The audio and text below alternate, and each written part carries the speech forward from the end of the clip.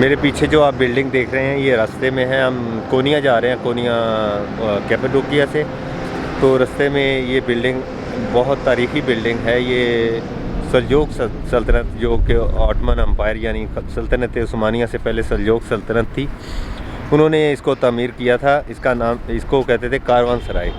कारवानसराय को मैं आसान आपको इसकी डेफिनेशन दे देता हूँ कि जैसे हम मोटरवे पे सफ़र करते हैं तो रास्ते में हम स्टे पॉइंट पे रुकते हैं, ऐसे ही उस वक़्त जो है वो ट्रैवल किया जाता था या ट्रेड की जाती थी वो ऊँटों पे, घोड़ों पे।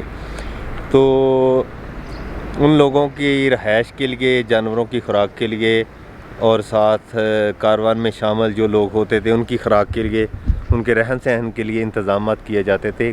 तजारत हमेशा ही एक अहम रोल रहा है ट्रेड का किसी भी हुकूमत की इकॉनमी के लिए। तो ताजरों को सहूलियत देने के लिए ये तामीर किया गया था। मंगोल जहाँ भी जाते थे तो वो काफ़ी ज़्यादा डिस्ट्रक्शन करते थे सारे इंफ्रास्ट्रक्चर को, तो इसको भी तबाह किया गया। तो बाद में उस्मानी जो सल्तनत थी उसने इसको दोबारा से, इसकी रिहेबिलिटेशन हुई, इसको दोबारा से तामीर किया गया। तो अभी इसके अंदर जाके पार्ट्स देखते हैं कि क्या क्या चीज़ें मौजूद हैं और उनको किस तरह से प्रिजर्व किया गया है।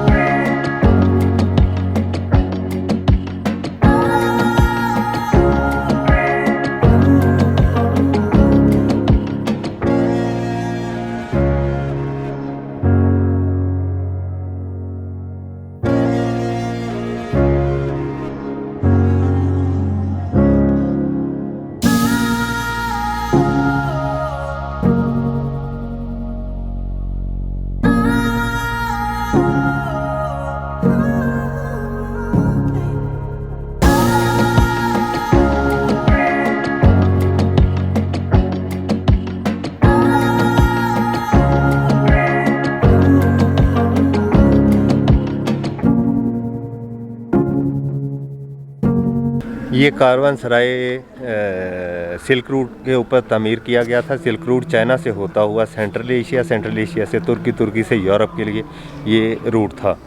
तो ट्रेडर जो थे उस वक़्त के ताजर, वो जानवरों पे, ऊँटों पे, घोड़ों पे जो है वो सामान लेके आते थे। तो यहाँ पे अपने जानवर बांधते थे, उनके चारे का इंतज़ाम था, खाने पीने का, लोगों के खाने पीने का इंतज़ाम, रहने सोने का इंतज़ाम होता था। तो ये अलामती तौर पे पीछे आप देख सकते हैं जानवरों का चारा रखा गया है। ये बेसिकली जानवरों को यहाँ पे बांध के उनके चारे का और खाने पीने का इंतज़ाम भी यहाँ मौजूद होता था।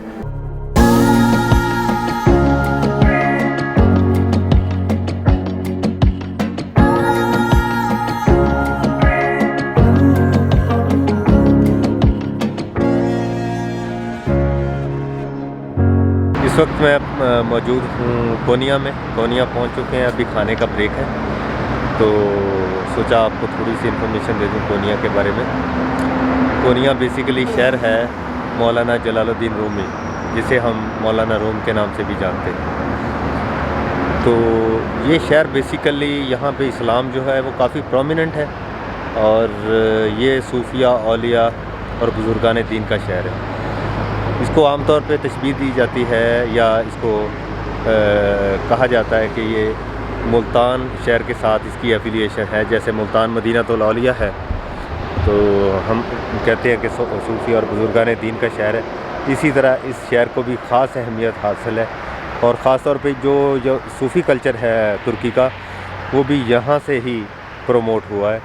और हम देखते हैं आम तौर पे ड्रामों में या मुख्तलिफ़ स्टेज परफॉर्मेंसेस में, तो जो सूफ़ी डांस है तुर्की का बहुत पॉपुलर है। वो यहीं से जो मुरीदैन हैं मौलाना रूम के, तो और या मुख्तलिफ़ बुज़ुर्गान दीन के, तो वहाँ से वो एक सूफ़ी जो डांस है वो एक मख़सूस किस्म का लिबास पहन के एक सर्कुलेशन करते हुए वो मूव करते हैं, जिसको सूफ़ी डांस कहा जाता है। तो ये शहर बाकी जो इस्तांबुल वगैरह काफ़ी मॉडर्न सिटीज़ हैं, वहाँ वो वाली मॉडर्न लाइफ यहाँ पे नहीं है।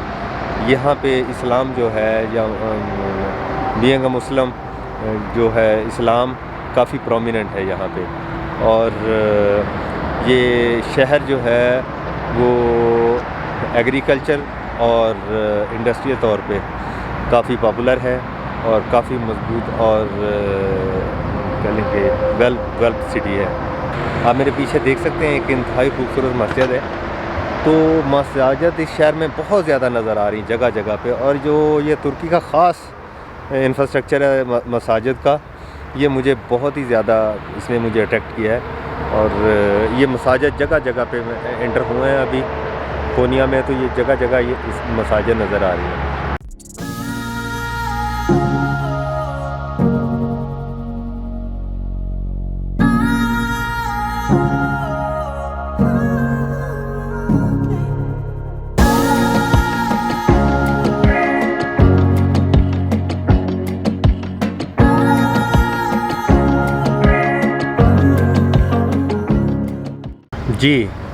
जी हाँ, मैं मौजूद हूँ मौलाना जलालुद्दीन रूमी के मज़ार पर।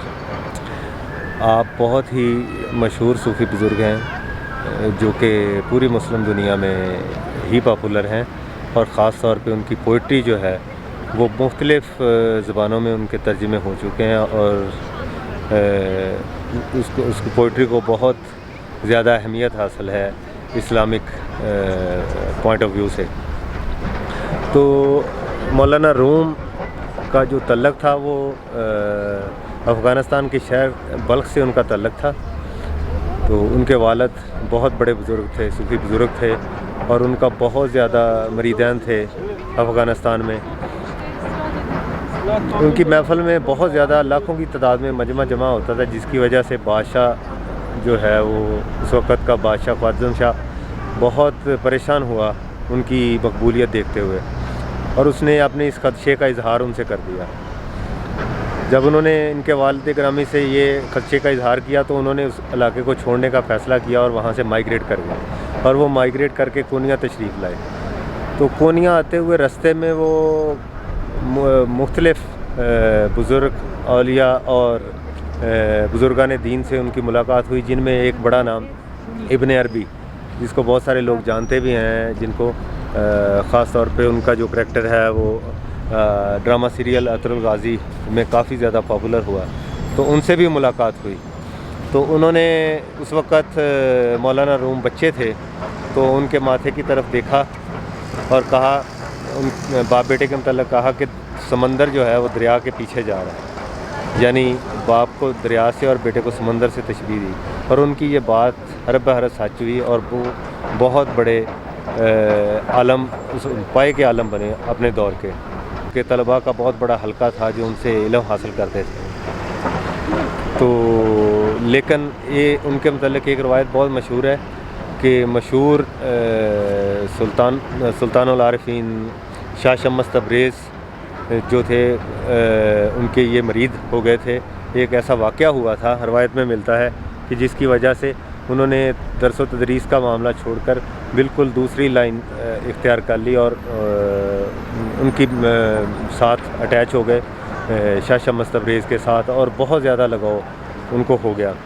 तो वो वाक़या ऐसे था कि शाह शम्स तबरेज़ इनकी महफ़िल में तशरीफ़ लाते हैं, तो ये दरस व तदरीस का काम कर रहे हैं, तलबा इनसे पढ़ रहे हैं, और बहुत सारी इनके हाथ की लिखी हुई किताबें, क्योंकि प्रिंटिंग प्रेस तो थी नहीं, हाथ से किताबें लिखी जाती थी, वहाँ पे पढ़ी थी।